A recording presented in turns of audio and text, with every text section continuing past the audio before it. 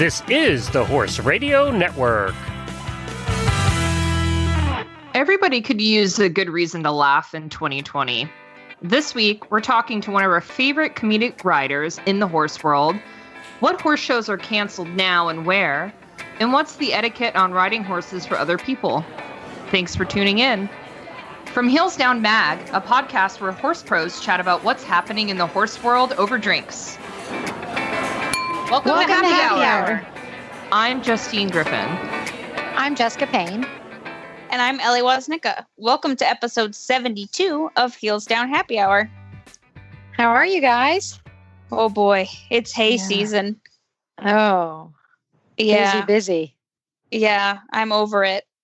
I saw your pictures. How many bales would you bale at this time of year?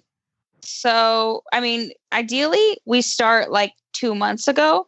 But we had a tractor breakdown, and so it was just a big mess. So horses are pissed because their hay is going to be stemmier than usual. It'll be first cutting instead of second cutting, and they're just going to have to deal with it.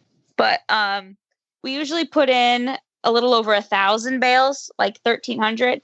Wow. But that's for 6 horses. And that, we still have probably 50 bales left over from last year right now. Oh, so that's we like awesome. to give ourselves that wiggle room. Yeah, that buffer. Yeah, but it's way too much work. This is why people pay people for hay, because being on the back, I don't understand why Matt is the one that gets to ride in the tractor and I'm the one that has to do the work. So you need to renegotiate the deal. Probably because I'm a horrible driver, but oh well. Whatever. So this episode is brought to you by EcoGold. You guys can visit EcoGold, ECOGOLD.ca for all their latest stuff. But I just had to come on and talk to you guys. Have you guys seen the Cool Fit saddle pads? Because they're great for this time of year. I really want one so bad. It's high on my next purchase list. They're so nice because basically they're shimmed. You can basically put stuff under it, and the way it fits, it's got the wither opening, so it's not on the withers and stuff, but it really does keep them so much cooler. Basically that will make that's what we love about EcoGold is the technology and everything else. But these Cool Fit really do, the smart tactiles that are the material that in it, they actually sense and react to the environmental conditions. So that fact alone is just pretty impressive. And this time of year when it's so hot and everything, I just really, really like these. The way that they can sense the moisture, it's pretty impressive. If you guys want to buy one, you guys can go to, like I said, EcoGold, ECOGOLD.ca for more information and order your own. Now on to my favorite thing we can talk about is different drinks. And I don't know why. I think summertime is my favorite time for different drinks. In the wintertime, I just want a glass of red wine. I don't really want to break out anything else. But I think as it's hot, I want to try either a wine spritzer or something else. And I came across this really cool drink that I've got to try. I just saw it in the last day or so. And I want to talk to you guys about it. And I want everybody to go on the Facebook page and tell me if you try it, because I'm going to be trying that this week. It's called the Summer Vodka Fizz. And it's 2 ounces of vodka, half an ounce of fresh lemon juice, half an ounce of mint simple syrup, and 1 to 2 ounces of club soda.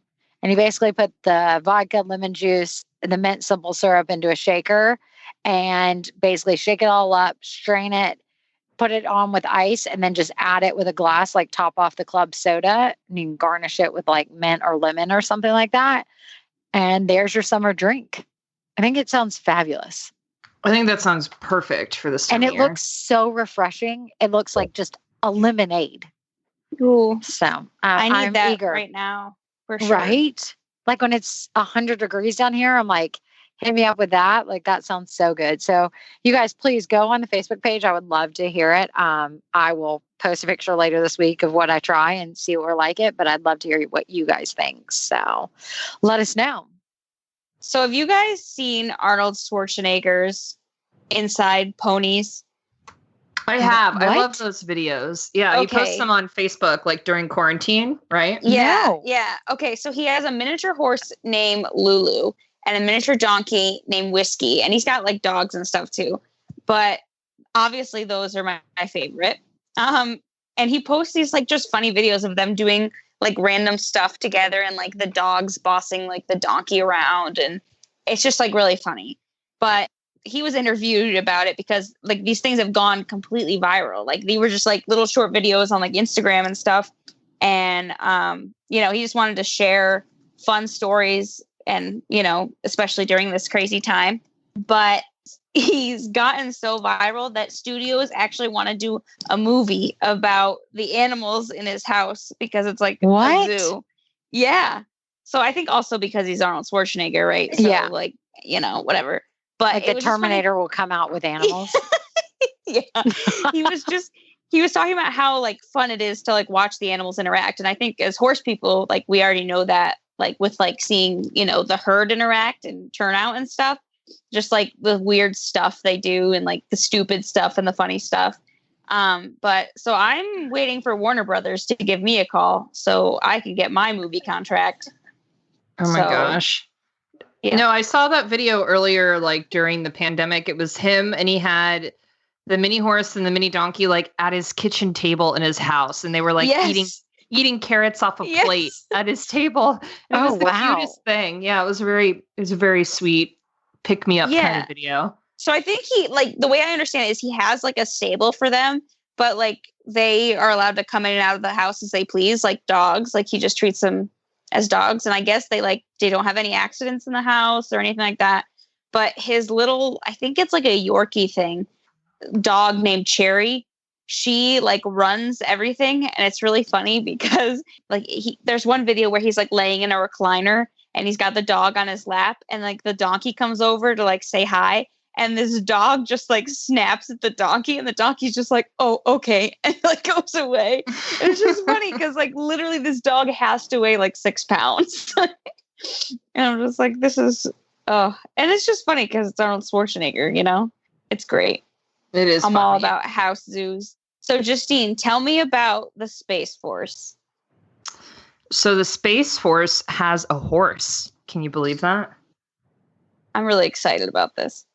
So, you know what the Space Force is, right? It's like this newly created branch under our current administration in the government, right?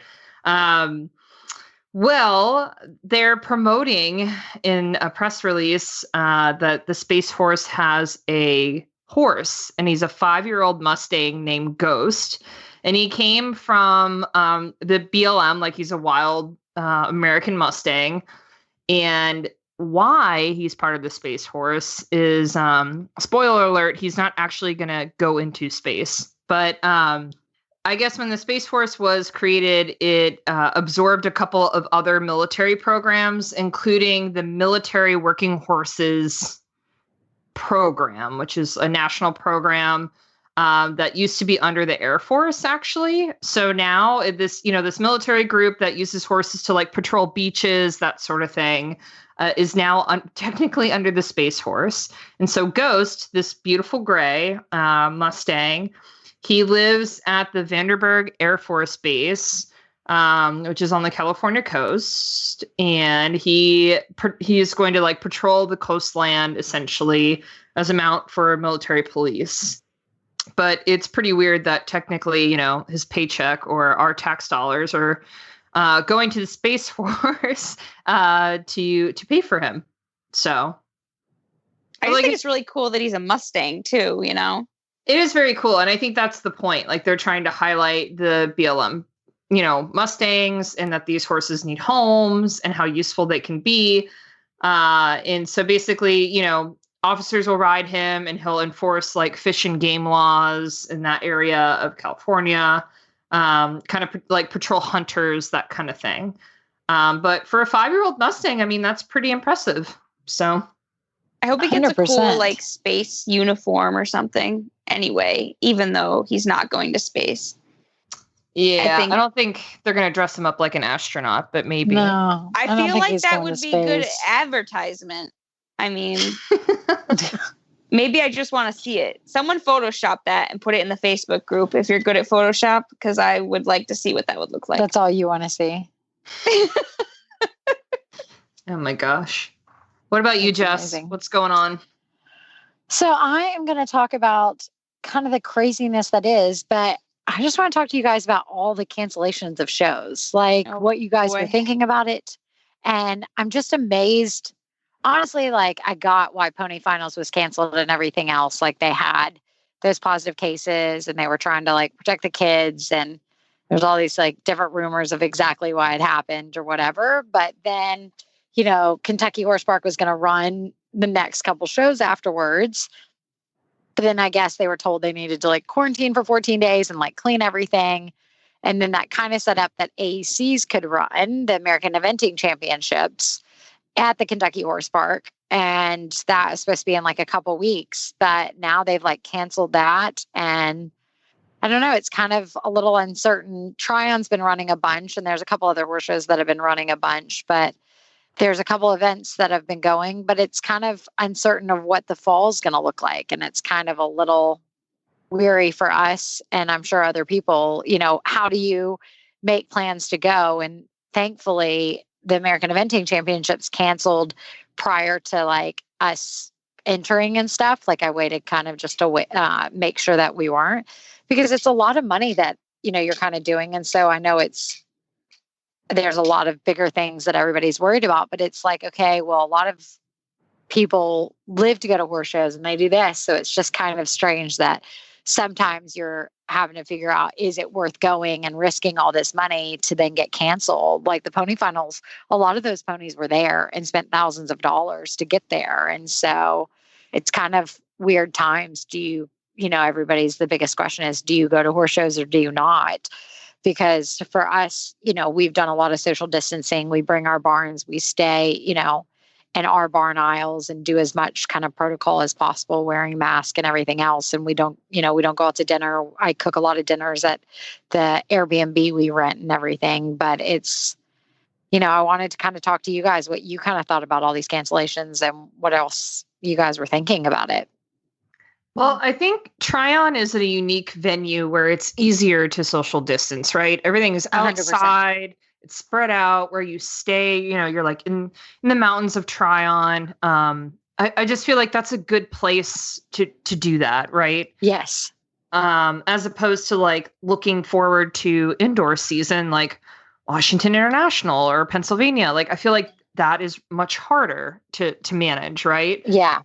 Which is probably part of the reason why they're coming to Florida, which they're coming to my backyard. They're coming to Tampa, which is really interesting. And they picked a great venue that's real spread out and got plenty of space too, but it's a little bit more, I don't want to call it Tryon rural, but like Tampa is like a metro city, so it'll be interesting to see how that goes, especially because Florida is friendly to events, but our caseloads are very high right now. School is probably going to start here, but still the cases are very high in Florida. So I 2 months, 3 months away is a long time. So I'll be curious to see if anything changes before, those indoor shows come down here. All the schooling shows are running, all the events are running here. And I don't see that slowing down in the fall, especially when I think like events in like Ocala, that's also a place where you can really spread out, at a lot of those venues. A lot of the venues, 100%. And people are going. I mean, the schooling shows through the summer and stuff, they're filling classes, they're filling the venues, people are going. So I think they will continue to run if people are going to go to them. I just hope people. That's it. They're all sold out. Exactly. A lot of the shows are sold out. I just hope people are responsible, because all it takes is 1 or 2 positive cases at a venue to shut it down, right? As we learned in Kentucky. Well, and that's it. Like, and it's the people that, aren't being responsible. And I'm honestly really disappointed because there were some crazy rumors that went on with the horse park that there were a lot of people not being responsible. And, the horse park did everything they could. So it's not them at all. It's those individuals that, they killed it for everybody. And so, we've seen that a little bit with events. And, that's what I just really wish, that all these people would be responsible. Like if you're by somebody that ends up with a positive test, like stay at home for 2 weeks, do your due diligence. And there's a lot of people and not a lot of people, there are some people that just think they're better than that and don't show up. And it's really disheartening that that's actually been the case. Definitely. Yeah. I mean, what do you think, Ellie? Big time riders.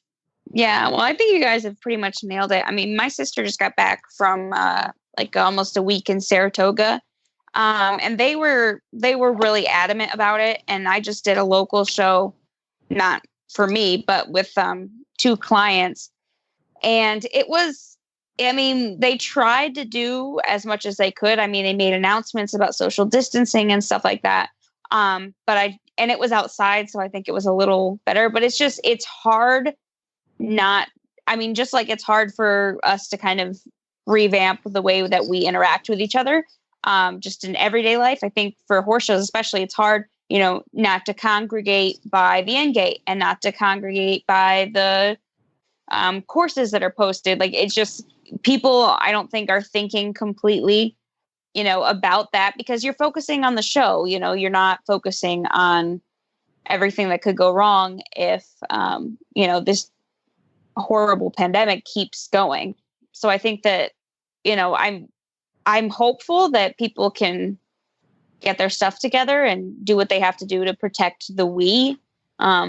Although, I mean, like Jess said, there are some people that are just think that they're above, I guess, getting and spreading the pandemic, which isn't really a thing.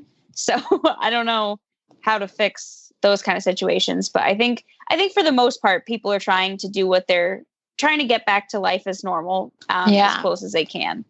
I think the majority of people are trying to be, good, but there's just those bad eggs in every bit. Yeah. And it's just unfortunate. So, which there were those bad bits before COVID too. Yeah, exactly. We just were complaining about them for different reasons. Exactly. They're still the same bad people. Yeah. It's just now, they're now shutting down our horse shows, and that just makes me even more irritated. So yeah. If you guys love Heels Down Happy Hour, you should really consider supporting us on Patreon. Any little bit helps us keep this show on the air, and we love bringing new episodes to you as often as we can. So if you want to support this podcast, you can go to Patreon, which is patreon.com/heelsdown. So guys, have you heard that Greenhawk is having a super big sale this weekend on all of their Elation breeches? I'm super excited. So I know we've reviewed the Chelsea Elation. Jess, I know you have a pair of those on the podcast probably a little while ago. And then Ellie, you have the tights, right? Like we've tried all kinds of Elation breeches. Mm-hmm. So if you ever wanted to try them, like now is your chance. You can get them 50% off, which is, I don't think they'll ever be cheaper than that. No. And they're so nice. Like they're thin enough for the summer, but not too thin that I have the breeches. They're just an all around. They hold up. I stick them in the washing machine, wear them all day, and they're so comfortable. But what I'm also excited about is that they're not just having on just the Elations. They're having it on so many different things. So you guys need to check it out, because they have those Tempo sun shirts. I think those are going to be 50% off. And so there's going to be so many. I think they have like a minimum off 15% off the whole website. And I think there's obviously some things that are excluded, but for majority, it's a whole statewide thing. So, I mean, a whole site-wide thing that you guys have got to go check it out, because it's only a 4-day sale, but it's all over their website. Different things are on sale. So as much as we love the Elations, I can't wait to order some other things that I've been dying to try, because like you said, I don't think this stuff's going to be this cheap probably ever again. No, and they're Black Label breeches. They're men's, right? Those are off too. You're going to get Doug some breeches. Yeah. Doug won't wear any, like he is so particular. He won't try any. I love trying new breeches. I love trying new shirts. He won't try anything new. He orders off one website. He calls them like it's done. Like he doesn't try anything. That's funny. Oh my goodness. People can send me all different things to try, but not Doug. He doesn't really go off his he doesn't really venture out, I guess you should say. Well, it sounds like you're going to get free shipping too. So if you buy like more than one pair, anything that's over $50, you'll get free shipping on this sale. Oh, nice. And just so you know, the sale runs Thursday through Sunday from August 13th to the 16th. So and they've got just super good deals. This is a good weekend to shop. If you're feeling stressed, go ahead and like have some shop therapy. This is the time to do it. Yeah, check out everything they have at greenhawk.com. All right, everybody. So I'm really excited to introduce our guest this episode. She's someone who's been part of Heels Down for a long time behind the scenes. Her name is Wendy Angel, and she is an adult AMI eventer from Texas. And she's also the brilliant author behind our Lastly LOLs. If you're a subscriber to the Heels Down Brief, you understand what those are. And when Wendy isn't writing Comic Genius for our newsletter, she's working as a professional in marketing and communications. And she also writes columns for us that hopefully you've read on heelsdownmag.com. Hi, Wendy. Hello. Thank you for having me. Oh my gosh. Thanks so much for joining us. Of course. I honestly don't know why it's taking us this long to get you on the podcast. Probably because you're scared of what I might say. This is true. It can be very unpredictable. So let's start with the brief. The Lastlies are very clearly the most popular part of the Heels Down Brief. It's what people screenshot and share on social media. People really seem to resonate with your internal musings that you just come up and write for us. So I wanted to ask you, how do you come up with these? How do you come up with the Lastlies that you put in the brief every day? Well, first of all, I'm just so glad that people identify with the crazy that lives in my head and that I get to share it with the world. Thanks everyone for reading them. Well, really, I just come up with these based on the random musings in my brain. It's a circus of insanity inside there, and it just has to come out. And this is one of the various ways that it just filters out into the world. So, I mean, I'll just see something happening with horses that makes me think, oh God, that's so funny. I need to turn that into something. Or I'll see something in the news, or, I'll see people acting like horses and kind of translate that through the horse filter into words. I love that so much. Really, it's just, it's due to the fact that I have a very insane, random mind. I'll just be driving down the road and, one will come out in my head and I have to stop and put it into my phone. I really don't know where they come from. I'm sure there's just like this little pit inside of me that all the weirdness originates from, and it just, filters out through my mouth. So you are an AMI eventer. You live in Texas. You have a full-time job. Tell me what it's like to manage all those things. Oh gosh, where to start for that? Well, first of all, I have a thoroughbred who never raced, which is great. I am a certified weenie, so I'm not really sure why I do eventing. I started off doing hunters, and then one day, when I had my old draft horse, I thought, what would help him? I think dressage, even though I had never done dressage before in my life. So I don't know really where I got that idea. So yeah, I'm a certified weenie doing eventing, novice level. Gosh, it's so hard training and having a full-time job and also I live an hour and 15 minutes away from my barn. Wow. So that's quite the commitment, but it is. But I love my trainer. She's fantastic. Awesome. Angela Bowles. I love her. So she's worth the drive for me, but I'm kind of in the middle of not a whole lot of eventing going on in this area.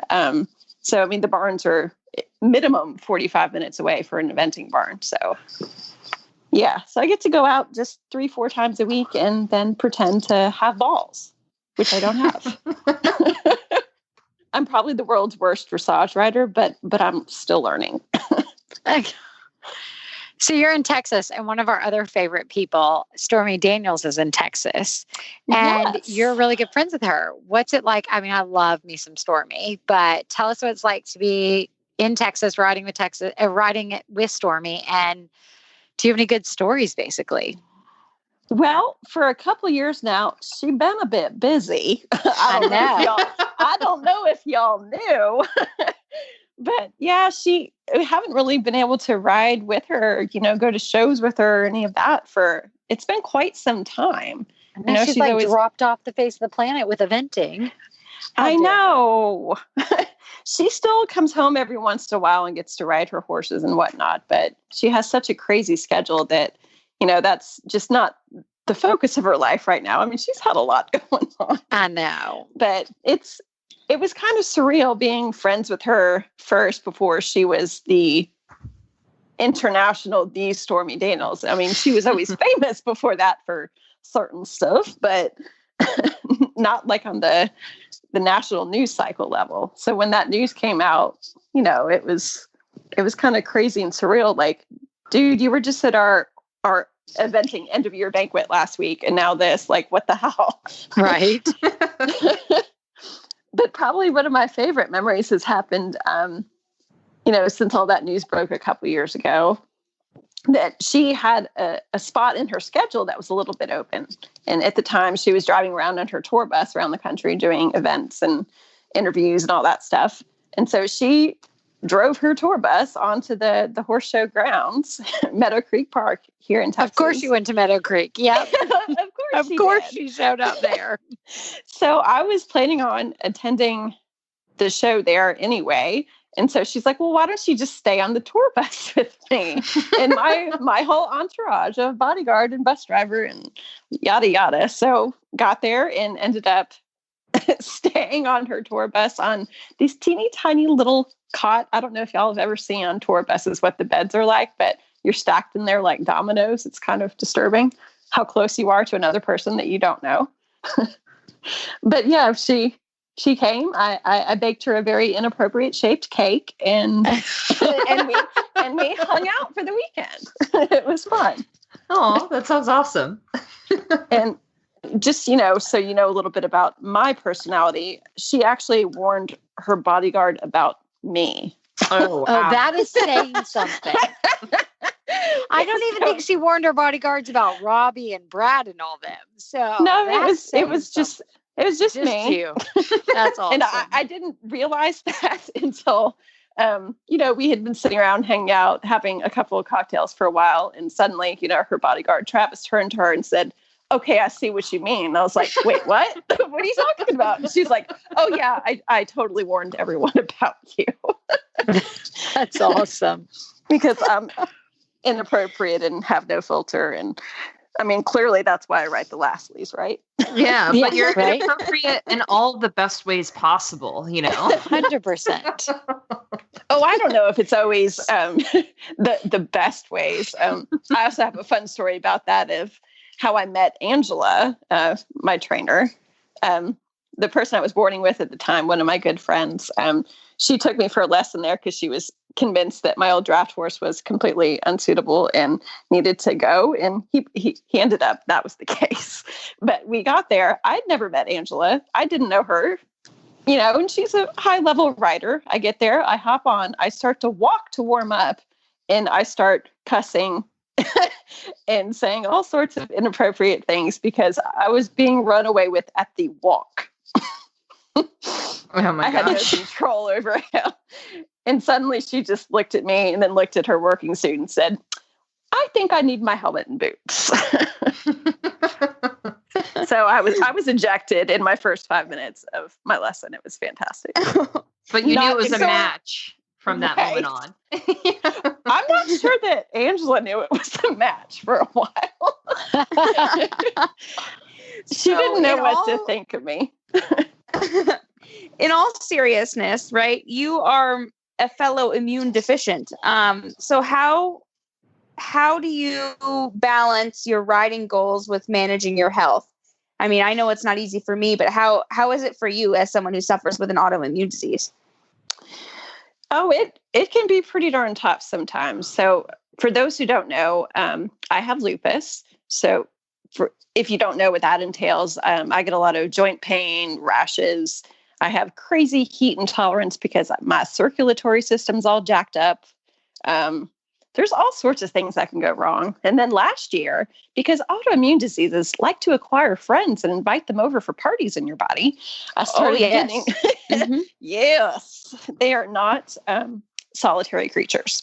So I started developing something called dermatomyositis, which affects your muscles and you get more rashes. So I have like layers of rashes. It's really beautiful and pretty sometimes. So especially with the muscles being affected in addition to the joints, sometimes there's weeks that I can't ride or I can't do more than go for a walk. And you know, it's been really great to have my trainer be so supportive and understanding that I can get to a lesson and say, you know, today is not the day for me to be jumping more than a foot or at all. So it's tough. Yeah, I don't know how to handle it sometimes, to be quite honest. I shouldn't be doing this sport with as much as it affects me. And the fact that the sun honestly kills me.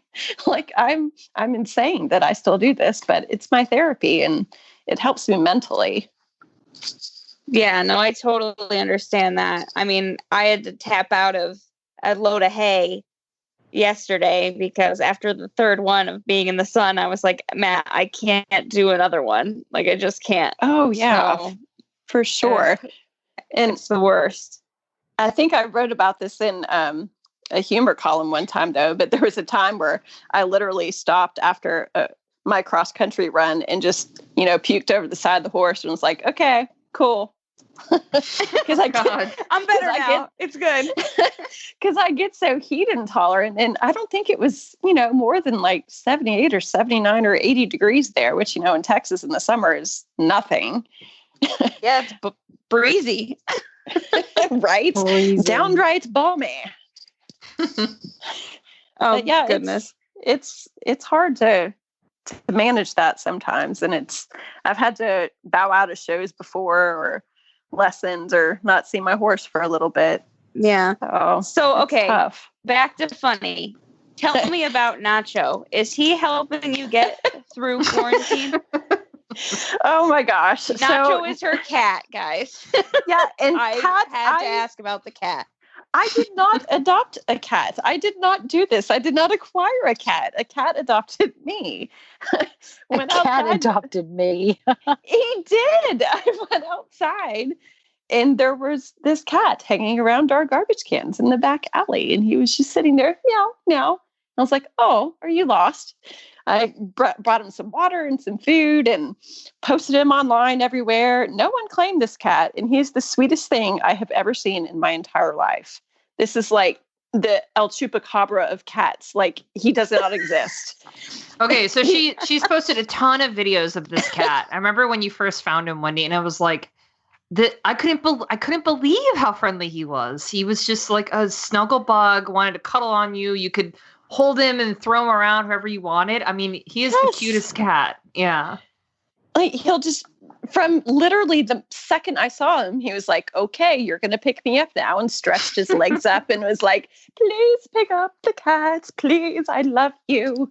And he just sits on my shoulder. And my husband was determined not to keep him, which I just had to, you know, evilly devise a plan for a little while of how I was going to force this cat into this household. Because as soon as I am all about that. We know, yes. Ellie.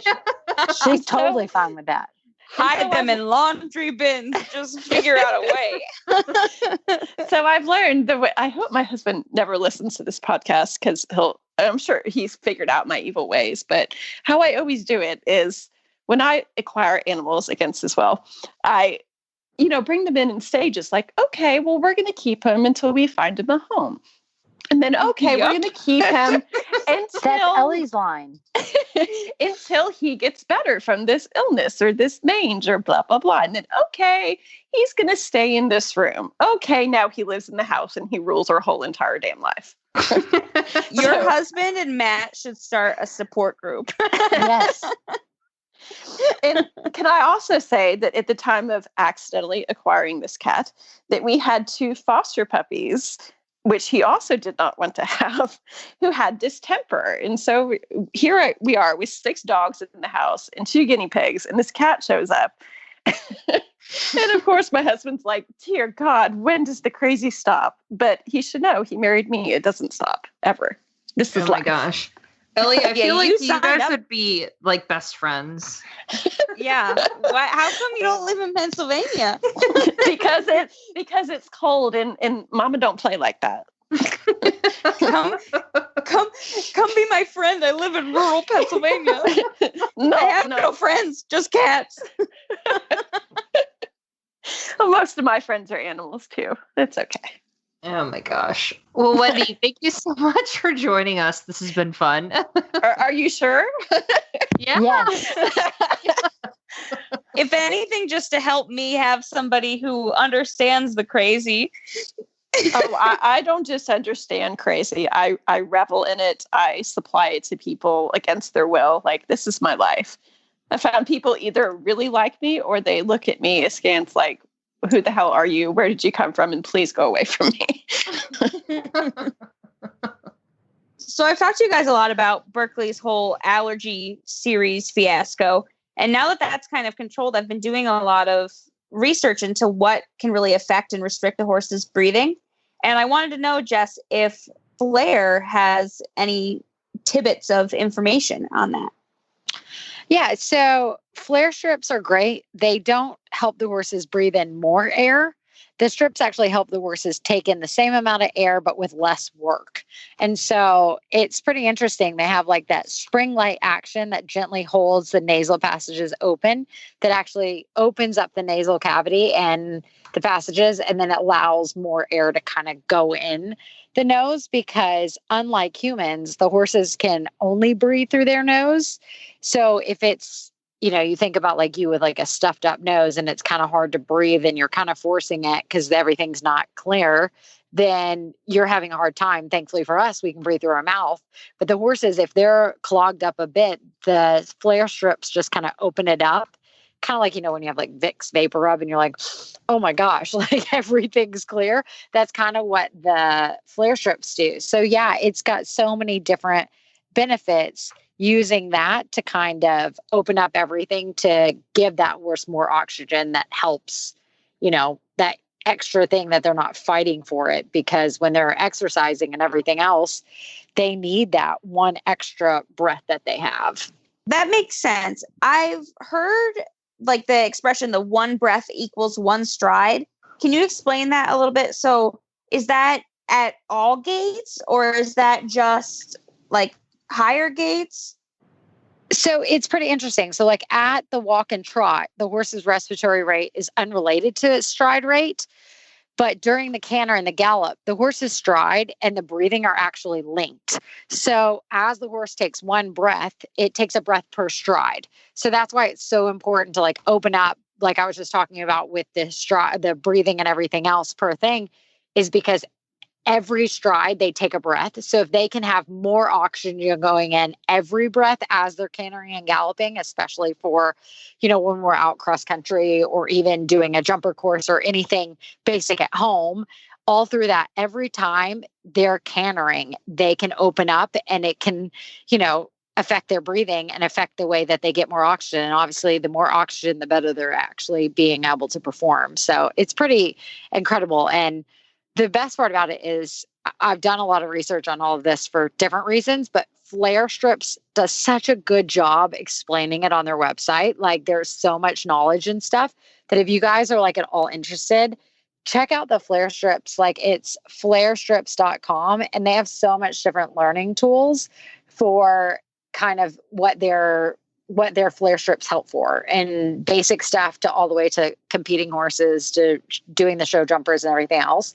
So as like you talked about, like one way to kind of help for the summer months or even the winter months of how to help their horses, go check that out because they have so many different resources. And then as we're kind of on that topic about different ways to kind of help, Justine, I had a couple of questions if you had a minute, because I know you had Mikey who wouldn't sweat and everything else. And we give electrolytes as soon as it starts getting hot, and if they're traveling and all that, to make sure they're drinking a bunch of water to just help their system.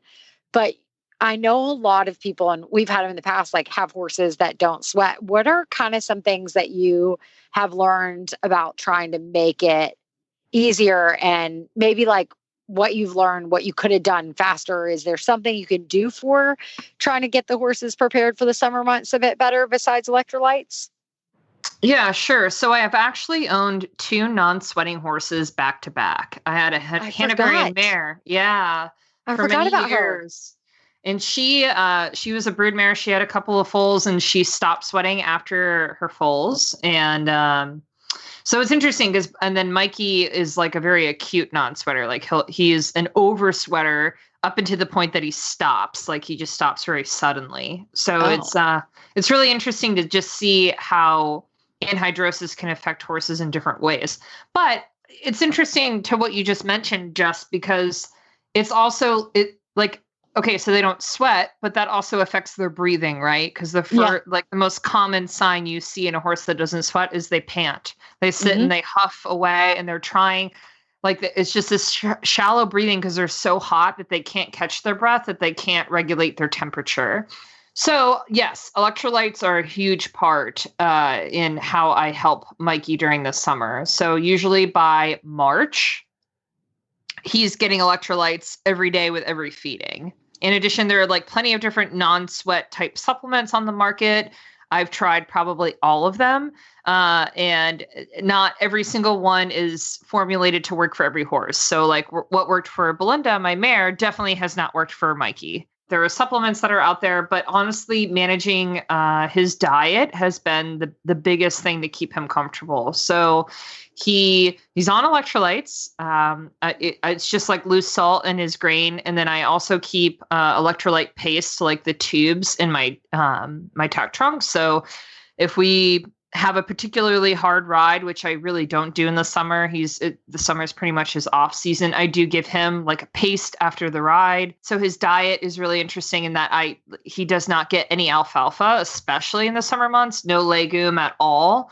Not because it makes him hot, which we've talked about in the podcast before, just because of the way it affects his body. It's like too rich of something for him to eat at a time where he needs something that's a little bit leaner and easier for his body. You just don't want his body working too hard in other ways that are going to help him overheat, right? And beyond that, I just make sure he's drinking a lot. He is a good drinker, and electrolytes help him with drinking. He gets acupuncture in the summer. I've heard that. Like, we just had one that stopped sweating for a hot minute, and the acupuncture was huge.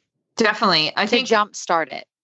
I think it definitely depends on the practitioner. You want someone who's, experienced and knows what they're doing. But yeah, he goes to a vet here in Florida who can get him sweating with one needle. Like dripping sweat, Well, and it's interesting. She said going forward, that basically we can just, because we just dealt with this a bit too, but with the acupuncture, she said, basically, just like you said, like in March where you start the electrolytes that we're talking about, she's like, we're going to jumpstart his system. Like you probably won't have to do it much through the fall months, but she's like, just as like a kind of setting the stage for the summer to be successful, we're going to give him the acupuncture come March to make sure we jumpstart his system and he's not blocked and everything. So it's interesting for you I was wondering if you'd bring up the acupuncture, because we just were dealing with that. And that was one I'd actually not heard of in the past. Yeah. So it's the exact same thing of what you just described. Like he always sees the doctor like March, April before it gets too hot. So like, I remember when coronavirus was becoming a thing, I was so afraid she was going to close her office because it was March. No. And I was like, please do not close. And she still let me come, and he had his regular session, and he's been doing really great. And then I always do like an appointment during the worst part of the summer, like during the hottest part. So he has another appointment. Yep. So next week he's going again, just for maintenance, and that should really get him through the summer. And last year he didn't even need that maintenance dose. He saw her for acupuncture in March and got all the way through the summer. So it just depends. But I think for him, it's mostly maintaining his diet. It's making sure he's getting electrolytes and he's a healthy drinker. And then having some support system like acupuncture too. But Ellie, what do you do? Because I know you're in Pennsylvania, but it still gets hot there in the summer. Yeah, like right now it's like 90. But I have an issue this year where like my horses have decided they don't want to eat their grain if I put electrolytes in it. They've decided they're too good for electrolytes now, which I've done it every summer forever, but I was trying to outsmart them, which I think I figured out. So when we're doing hay and stuff, like we'll salt it sometimes if it's like not completely like 100% as dry as we would like, and then we'll feed it out early. But so what I did was I salt my hay now. So it's like electrolytes in their hay and they don't know. Oh, I like Nice. So that. that is another trick too. So I salt the hay like when it's a bale, and then I just like give it a day or two to like, really go fall through the bale and stuff. And then I feed it out. And it's worked so far, knock on wood, but it's helped with the picky eaters because they can't avoid their grain and their hay because then they have nothing to do. Good point. Ha! I win today. Now they're going to probably pull shoes or something because I said that. Right. So it's that time, guys. Rose and Thorn. I love my Rose favorite and time. Thorn. All right, who wants to go first? I can go. All right, Let's hear go it. for it.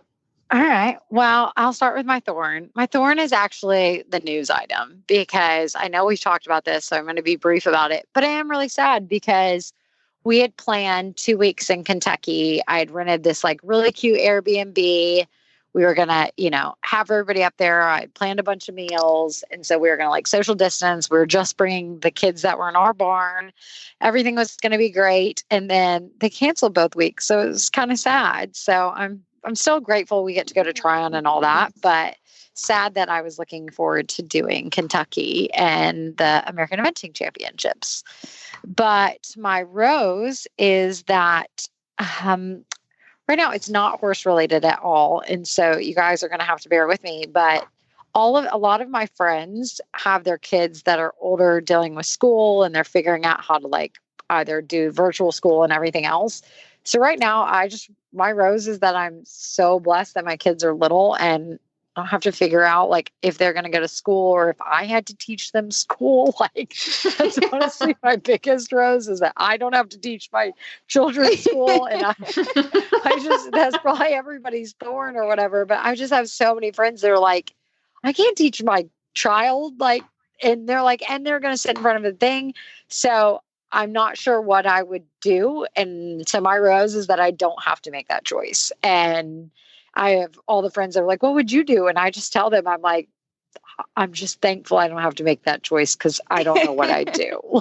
So Ellie, what is your rose and thorn? Well, my rose and thorn are connected.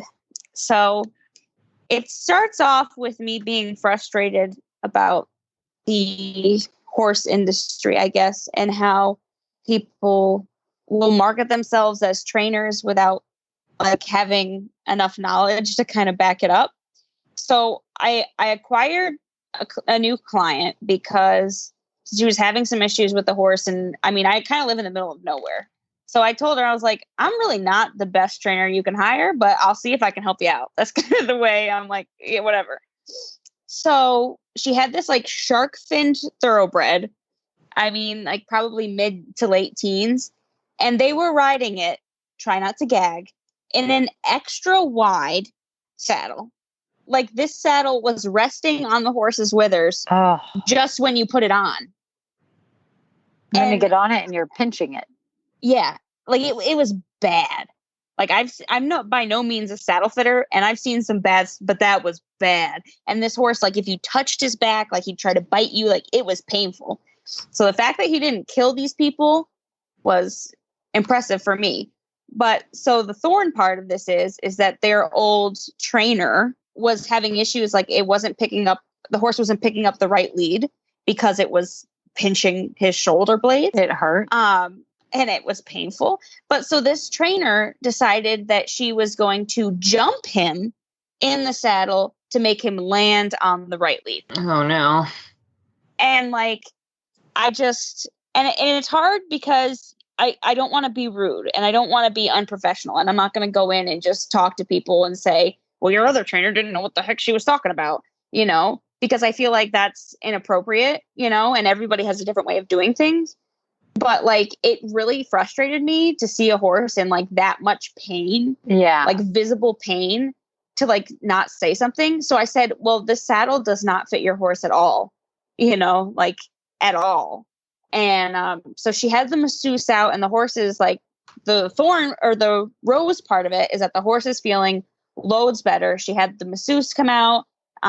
We got a saddle that fits, and she was one of the people that I took to the show this past weekend, and like her horse was phenomenal, and she was champion of her division, and just like walk trot rail classes and stuff. And like, so that was just my rose, is that I was able to fix this horse in terms of making his life better, because they were, I mean, they didn't know any better. The people are new to riding, and it just got to watch who you say is a trainer, get somebody with some references or something. Seriously. Yeah. It was scary. But so, Justine, what is your rose or thorn? I will start with my thorn. I think I've talked to you guys about this. There's this wonderful Amish community that is like, I don't know, about 45 minutes south of where I live. I think it's technically Mennonite. So being correct here, it's Mennonite, but most people don't recognize the Mennonite word. It's, but they're very similar to Amish culture. And there's just this like random community here in Florida for Mennonites, and they do the best. I mean, you probably have a lot of that, Ellie, in where you live, right? In rural Pennsylvania. Oh, yes. Yeah. Yep. So Pennsylvania Dutch.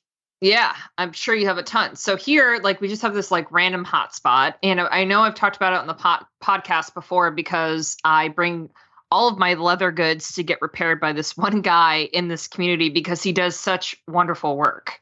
And I'm trying to save my tall boots, man. They like fit me perfectly. I love them, but they're getting a little bit old, and I keep busting the zipper on one boot, and he's fixed it for me before. So I brought it down there to fix it again, I don't know, maybe about a month ago, and I got them back, and they were beautiful, and he did a wonderful job as always. And I put them on the first time to ride in a clinic about 2 weeks ago, and I blew through the zipper immediately. Like my leg was just like hulked right through it, it was like bam, gone. And I was so pissed. And so I brought them back down, but I realized, like, I think, because I'm like, why does this keep happening? And I think my one calf is now bigger than the other calf. And I was like, is this like quarantine weight? Like, why is this happening to me? Why am I breaking? It's all going into one calf. One calf. That's So amazing. I was like, I think my one leg is fatter than the other. And he just looked at me and he was like, I don't think so. And I was like, well, why is this happening then? And he was like, looked at me like, I don't know what answer you want from me, lady. Yeah, but either answer is going to be bad. He's just like, I'll stretch the leather a little bit. How about that? I'm like, okay, sounds good. So, but I trust him. I think he'll save my boots. So. Even the Mennonites know not to call women's calves fat. Well, I showed back up, and he was like, why are you here again? Because he just saw me, and I was like, look what I did. I ruined this boot already. So, Justine so mad, Justine smash. Seriously, except it was my calf going, blah, like Hulk, like hulking out of the boot. Oh, no. I know, it sucks. So, I guess my rose is that... I don't even know. Everything's okay. You don't have any rose? I don't think so. Actually, I do. I do have a rose. So over the weekend, my husband surprised me, and we went to he got a nice hotel and got me a massage, which was really nice. I know he's really good at that kind of thing. And you forgot about that? Yeah, how do you forget about a romantic? I mean, that would have been the first. I'd been like, never mind, I can start with my rose. Got it. I have a massage. But it's like a weird thing to do in COVID times, right? I know it is weird. But we called. Still jealous. They took it very seriously. They took her temperature before they let us in, and it was worth it. It's just, because we both work we both work in the news industry, so our work is very high intense.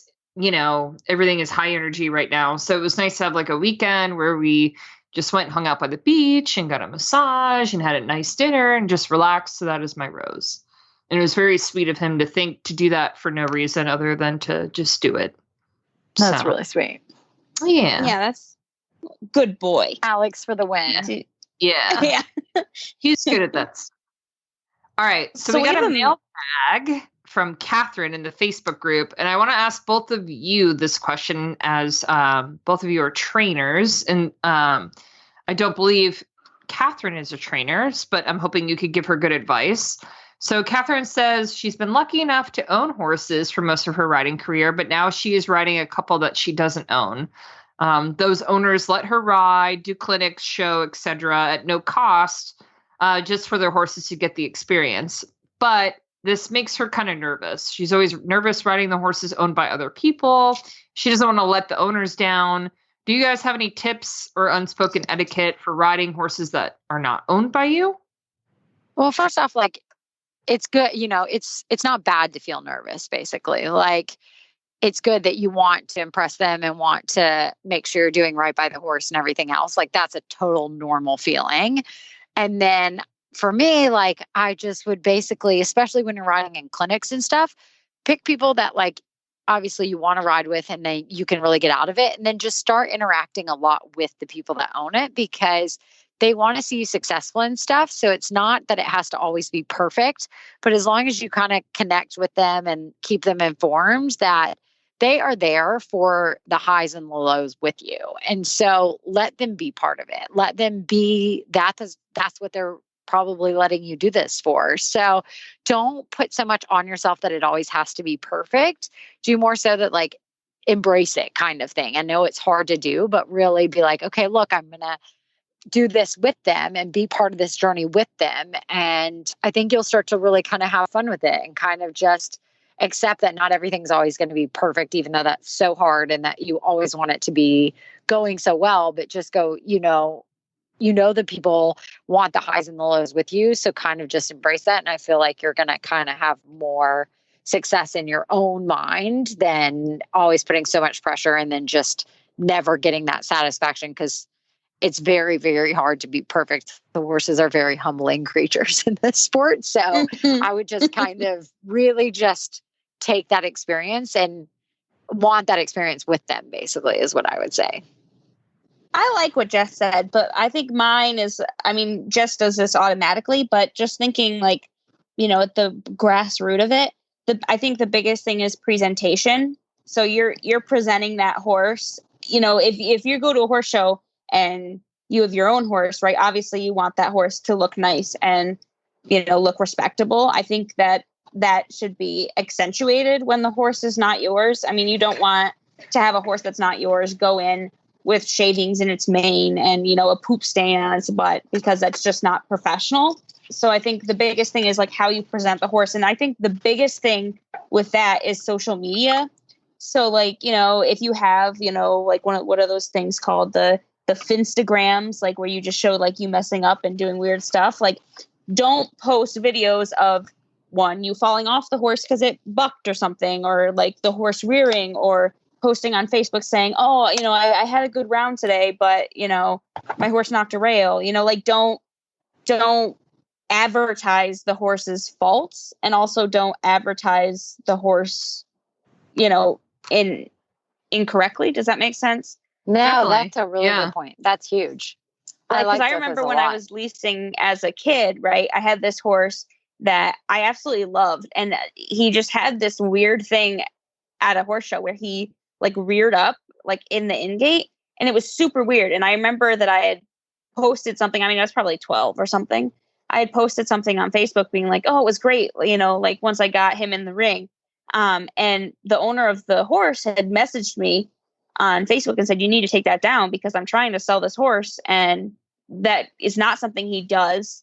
It was a fluke that he spooked at something, and I just don't want you to represent him in that way, which, I've tried to keep in my head as I've moved into my professional career, because I mean, I have this hilarious video that I've shared with you and Justine of me taking a tumble off of one of the horses that I broke.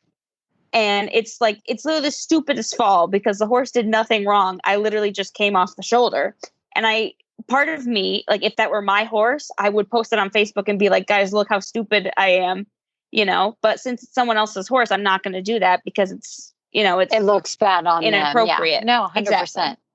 I think that's really important. The biggest thing. Yeah, definitely. Like you can mess up and stuff, it's not like Jess said, you don't have to be, perfect and lay down perfect rounds all the time, but just don't go above and beyond to point out bad things. Their flaws. Yeah, 100%. Yeah. So if you guys want to ask a question to us or give us a question on either the Facebook group, or you guys can email us at hello@heelsdownmedia.com. All right, guys, that's a wrap. We want to thank our partners this week, Greenhawk, Flair, and EcoCold. If you want to hear more from us, be sure to subscribe to the Heels Down Brief at bit.ly/hdbrief, and join us on Facebook at the Heels Down Happy Hour Podcast Lounge, because we have a lot of fun, share a lot of funny things, and you'll probably see pictures of my cats. Cheers. Cheers, guys.